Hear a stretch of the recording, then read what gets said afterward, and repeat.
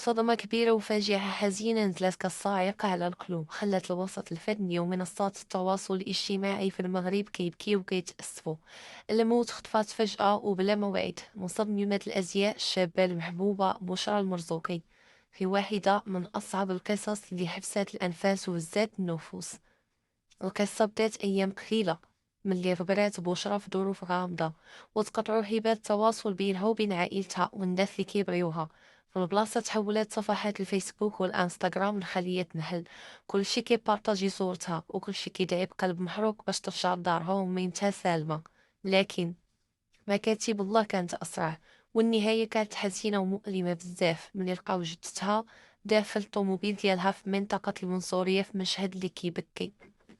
هاد الفراق المر ما دازش ساهل، وخلى الصغار كف قلوب خصوصا عند عائلة باطمة. الراحلة بشرى ما كانتش مجرد مصممة أزياء ناجحة، بل كانت من أعز وأقرب الصديقات للروح عند الفنانة دنيا باطمة وأختها ابتسام باطمة. صداقة قوية ومحبة صادقة كانت كتجمعهم. داكشي علاش هاد الصدمة د الموت جات قاصحة بزاف وحركات المواجع في قلوبهم وقلوب الناس اللي قراب ليهم.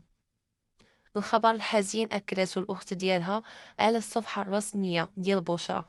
جبت الآن بين يدي تشريح طبي باش يتعرف السبب الحقيقي والكامل وراء هاد الفاجعة، وفي نفس الوقت رجال الأمن والجهات المختصة دايرين كل ما في جهدهم في التحقيقات باش يفكوا لغز هاد الموت المفاجأة.